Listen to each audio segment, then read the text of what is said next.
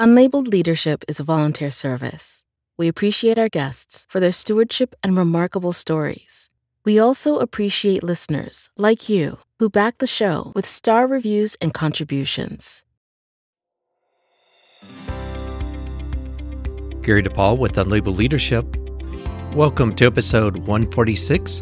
Sherri McManus and Lou Everett lead from the heart.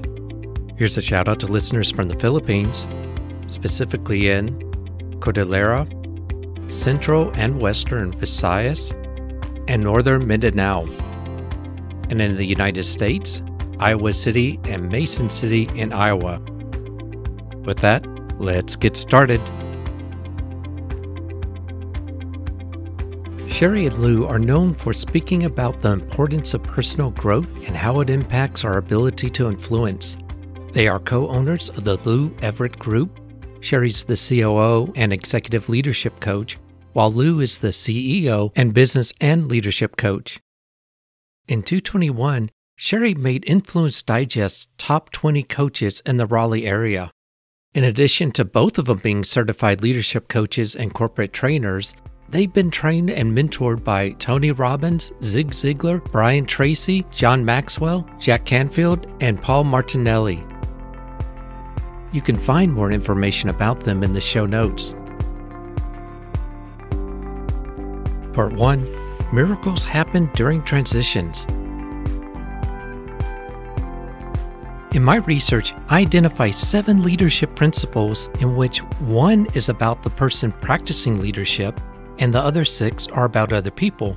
The principles illustrate that leadership is not about you, but about other people. It's about valuing the people we interact with. Sherri and Lou have 2 quotations that really gets at this idea of valuing other people and getting to know who they are. To begin, here's Lou. A sentence or quote that really affected me, and mind you, my mom exposed me personally to, back in the day, the cassette tapes of John Maxwell and Tony Robbins and Zig Ziglar and all those gurus. One quote I recall hearing, not knowing exactly when, but most likely was in my late teenage years, was by John Maxwell. And he said, to add value to people, you must value them. If you really, really listen to that quote, it's really effective. And that's really our mantra, is we're not just adding value to people, which is important. It's more important that we value them first. To me, that's one that has stuck with me and that I use every day as I approach other people. I actually have it on my wall that I look at every day. It is also a John Maxwell quote, ironically. Leaders touch a heart before they ask for a hand. I've always believed that I've had that innately. To really dig into that, really set to embrace what every word of that quote, especially with my near-death experience in 2018, being in the ICU for 10 days with a rare disease. When you have a near-death experience, a lot changes. This was for the good. That was just one of the quotes. And the idea with leadership, it's not about you, it's about other people and helping them mature and grow mentally, morally, and build their character. It is. It's all about others. And that's the challenge we face as leaders. A lot of times we've got this burden, right, that sits on our shoulders that we've really accepted. We haven't been given it. We accepted the role. And so then we accepted that responsibility. Sometimes we know it, and other times it's a surprise that we've accepted all of that. But you're right. It's not about us. It's about them. That really ties into that first Maxwell quotation about you must value them. These are human beings. They're not automatons. They're people. It's not about getting them to do stuff, which is old style leadership. It's about helping them improve and grow. The old 70s playbook is kind of, it's been outdated for a long time. Mm-hmm. It's time to look at our people, especially now. I mean, we're talking about post-pandemic here, right? Yeah. People have choices. It's an employee market. It's up to us as leaders to keep those that we value and that are valuable to the company, and identifying that and understanding their value, not only as a team member, but their value as a person and what it is that really drives them. We've heard about the Great Resignation, but there's still a lot of people that are with their organizations before the pandemic They may have been happy and content and just did their job and maybe not liked it. But since the pandemic, there's been what I've been hearing from vice presidents is that there's been more objections to what's going on. That's been a problem. I'm wondering if the environment is set up in such a way where maybe they're not valuing their people and listening to them as much as they could. That's actually really common. Their culture, that's what it boils down to. The culture is if the leaders say that they listen to them, but then they don't act upon it, then nothing's going to happen. And the culture becomes this toxicity. That's where I have come from in my career. One of my career is from a toxic working culture where leadership was more focused on the bottom line than they were valuing their employees. This was pre-pandemic. Yeah. This has always been the undercurrent, so to speak. It's kind of a blessing and a curse that the pandemic has arisen because now people are finally seeing the values of, you know what? I need to stay with my family. I enjoyed having dinner at a certain time with my family. Oh, I can enjoy my house again. Because we're so in the circle of the hamster wheel of just get up, eat, go to work, come home, eat, sleep, and then we recycle that over and over again. Leadership should not be shocked. They shouldn't, but unfortunately they are. Mm-hmm. You know, it's just, it amazes us that it's like, well, yeah, you need to listen to your people. They're not machines. The positional style leadership is shifted. And this is a good thing. Mm-hmm. Things come full circle. It really reminded me of a time before that method and that style came to an existence that we did care about people and people did value one another. Everybody knew each other in a good sense. There's pros and cons. I love how history repeats itself in this instant anyway. You've hit a good point, Gary. There's something I've heard. It goes something like miracles happen in transition. When there is something as catastrophic as the pandemic that we've experienced, it allows people the space to begin to explore what their values are and how that relates to the amount of time that they spend elsewhere. What that has created is a higher value of what they value. They bring that now to their work and says, listen, I value this more. What can you do to help me keep this value? It's important for us to listen to that. That is going to determine the perspective in which we look at it. And that's what it's about, really. Perspective. Are we willing as leaders to understand the value that our people are placing on their values and attempt to do what we can to understand and appreciate that and to provide the necessary avenues for them to express it? Part 2, Policy and Processes Obscure Leadership Practices. If you look at a process map, you're going to see a series of steps that people do when they follow a process. What you're not going to see is leadership.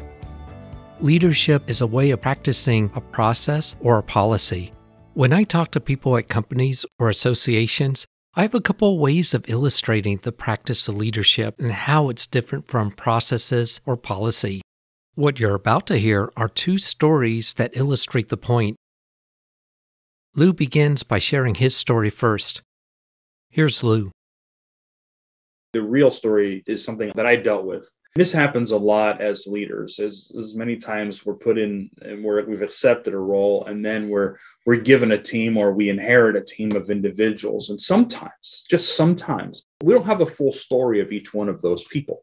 I say sometimes kind of tongue in cheek because virtually all the time, we don't really know their story. Yeah. And so we need to explore what that is, or we end up hearing from our manager, our leader, the one who leads us, about certain individuals. And so in this case, this is exactly what happened to me. I had inherited a team, small team. One of the first things that I learned based on failure over the years was I needed to get to know them first. That comes down to that value add that we were talking about.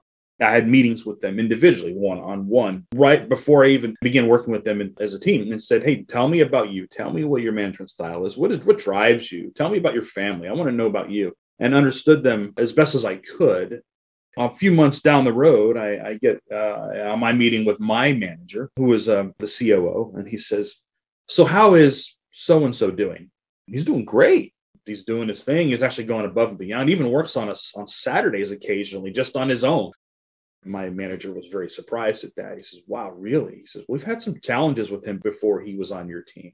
We moved him to your team because he was written up on, on how he communicates previously. I said, really? I didn't know this. Shocker, right? Yeah. So I says, well, okay. Let me have what the write-up was. Let me get that information. I like to see what it is because my manager wanted me to make sure that we follow whatever plan was on this. I said, okay, well, let me take a look at this. And as I look at it, there wasn't really a plan. And it didn't really appear as if there was any time taken out to really address the communication challenges that he was having.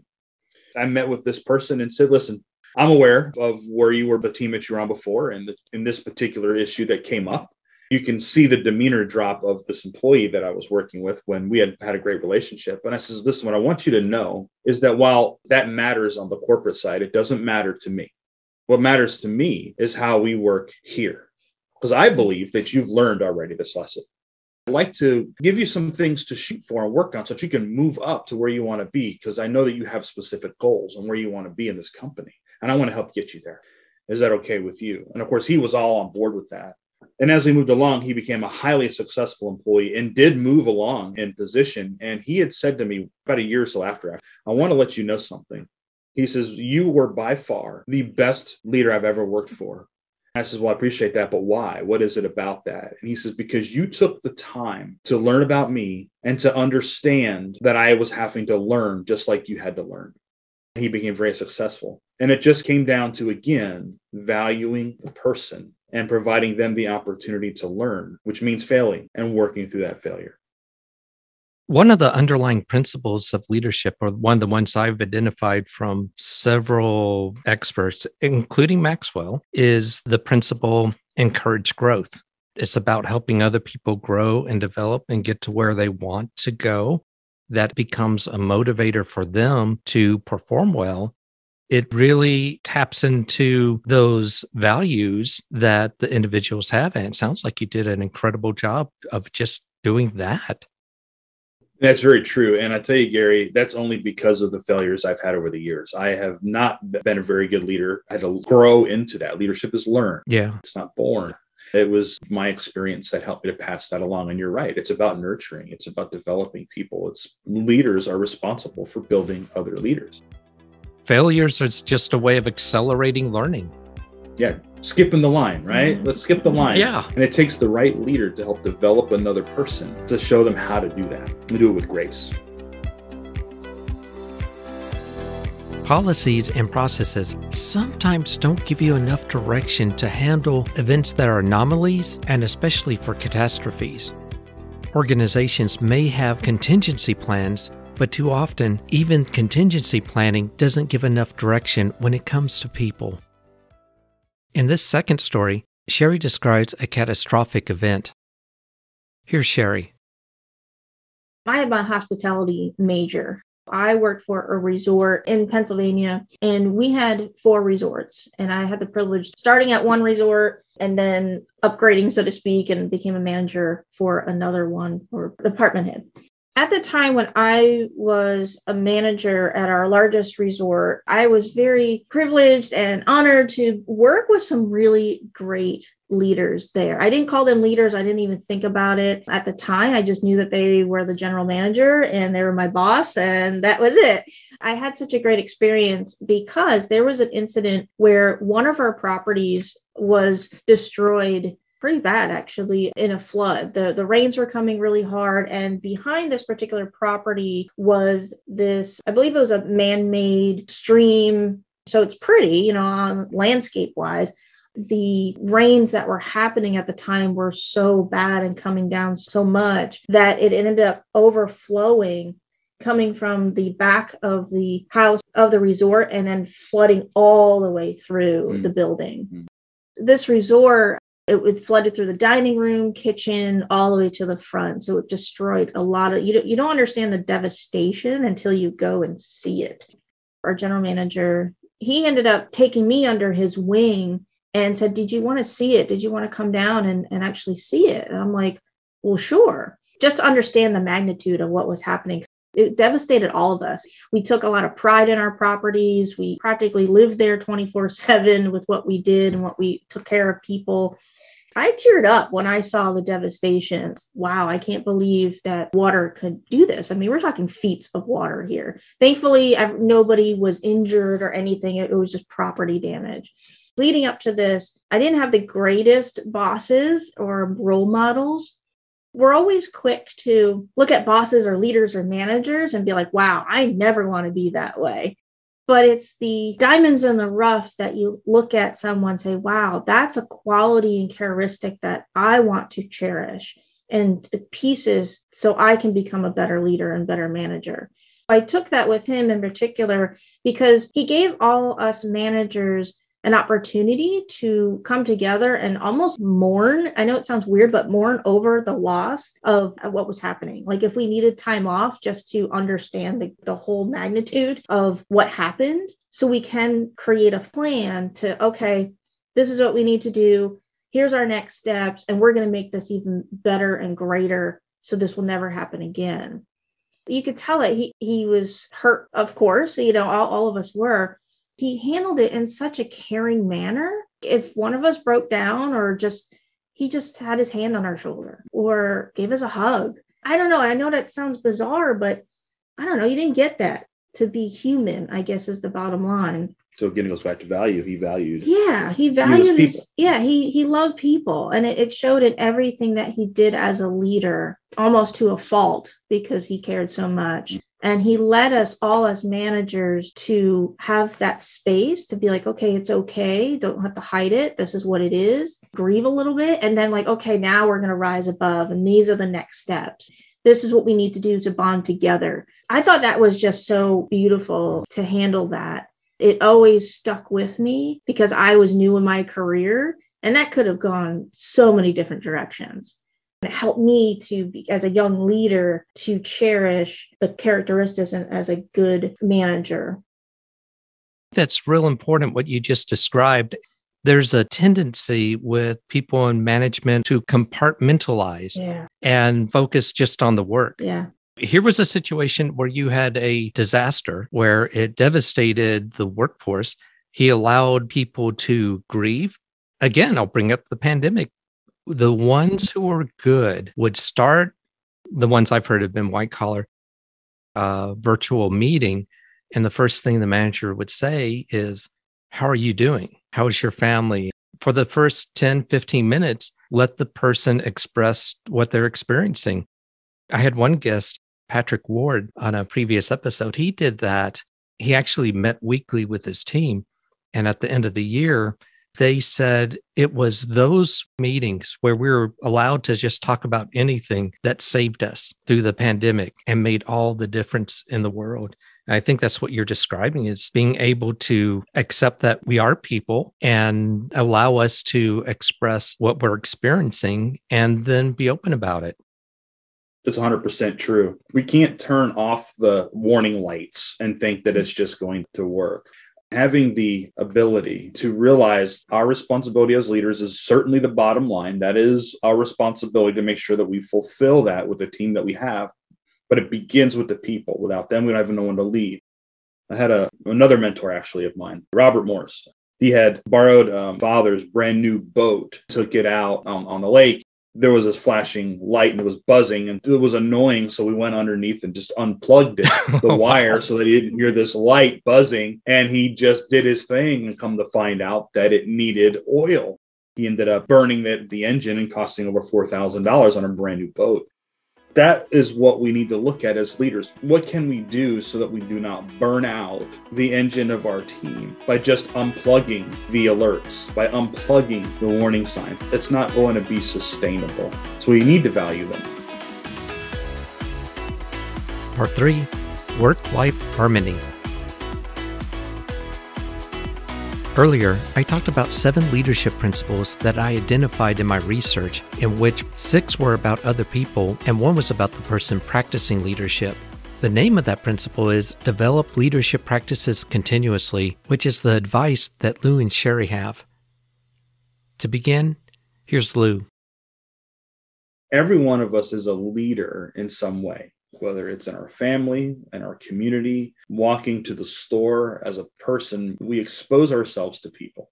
we look at leadership that way on how we influence other people around us, you need to develop you. It needs to start with you. We can only give to other people at the limit of our own growth. If we expect those that we lead to grow beyond where they are, we need to ask ourselves the question, are we growing beyond where we are? We can only give them what we have. It can only go so far by us saying, you need to read this book and be this person if we haven't done it ourselves. We've got to start with us because we can only give where we are. That includes your family. When you say develop yourself, you're not meaning if you're a manager of engineers, you study, work hard, and learn more about engineering. No, not technical, functional, but how you interact and work with other people and even how you lead. It seems that leadership and learning go hand in hand. That's exactly it. Going back to the phrase I mentioned about you cannot add value to others if you do not value them. To value somebody, the biggest value that you can add to somebody's life is for you to grow yourself in a way that allows their life to be valued. As an example, if at home you're a terrible communicator, do you not think that that is going to carry on over to your work if you don't sharpen and fix that? It certainly will.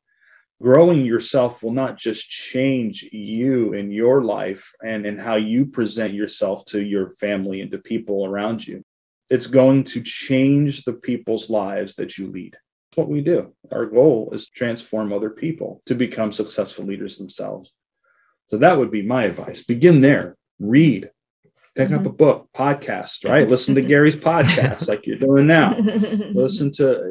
Pick up an audiobook if you'd rather do that instead of reading.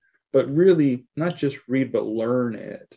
Sherri uses the term shelf help. Don't be a shelf help learner. Right? Don't read it and put it on the shelf and say, oh, I've learned a lot today. No, practice this so that you truly can add value to yourself first, because you can't add value to people unless you start with you. Yeah, you stole my thunder. Did I? I knew it. I knew that was going to, I figured that was going to be a big part of it. But yeah. I could do a different slant to it, but that's okay. But yes, we have, it's funny because Gary, you have your principles, right? You know, you have your 7 principles. Ironically, we actually have 10 principles that we have that are similar, but our first principle is about you. It's a me principle. It's a me principle. Yeah. So it's about you. Yeah. It starts and ends with you as a leader. That's not in a selfish way. It is actually putting the finger back at you, saying, what can I do to grow and learn? My focus is personal development. You got to focus on that personal development, especially if you're in a new role or becoming and you want to become different roles in wherever you are, even personal development as a parent or someone in your community. It all trickles through. Nothing is separated. It can't. Everything ebbs and flows. When you can dive into personal development, and I'll give an example of what that could be since it's so broad, simple as picking up a book. That could be your mentor. I can give you an example of a book that certainly helped me transform my personal development is The 15 Invaluable Laws of Growth by John Maxwell. I can't tell you that enough how many times I've read that book. We've done masterminds around it. It's almost my second Bible because there's such a great knowledge and plan in there. It's like a blueprint. You could literally just open up a chapter and read, and there's action that you can do. And it's nothing hard. It's just being intentional. Being as simple as that and to read it, but then to apply it. So we have 6 things a leader should do every day. And one of them is to learn every day. And one of that is reading, but then also to experience it. How's the experience that I'm reading this and how's this growing inside me like a seed? Everything is in there and we have to nurture it and then to apply it. There's 3 things I got from what you just said. One is something you alluded to, and that goes back to this concept of compartmentalizing. Right. I'll share with you my idea of a work-life balance is not how much time you spend at work and how much time you spend in work. Your work-life balance is when your life outside of work and your life at work are congruent in what you're experiencing. The 2 cross over. Allowing it to cross over makes you a stronger person. That's the first thing I heard you say. The second thing, the words read to lead pop into my head. Yeah. There's a podcast called Read to Lead. It's a really good podcast. The third thing I heard, which may not have been your point, you mentioned a mastermind class where you look at the principles. I think that is a valuable way of learning. It's one thing to read a book or read a set of principles and then say, okay, I got to figure out how to apply it. When you're with a group of people and you talk about the application, that's when a lot of real learning happens. When you do it in isolation, it's not the same thing. You get so much more when you're on a journey with other people trying to figure out what to do and how to do things better. I encourage even the board of directors or the C-suite going through an exercise like this together. Talk about a way of generating change throughout an organization by doing something like that. Iron sharpens iron. That's what it's about. And you mentioned we call the work-life balance. What you explained, the congruency, we call that work-life harmony. And harmoniously can join those together and grow on both sides. There's never this feeling of separation. My thanks to Sherri McManus and Lou Everett. If you'd like to get to know more about Sherri and Lou, go to the show notes. And if you have a question or comment, go to alabelleadership.com, click the message icon, and you can leave a voicemail message up to 1 minute. I'd like to thank those who donate to the show. Your contributions makes a difference because this is an all-volunteer service. Thank you for listening. This is Gary DePaul. Until next time, lead on.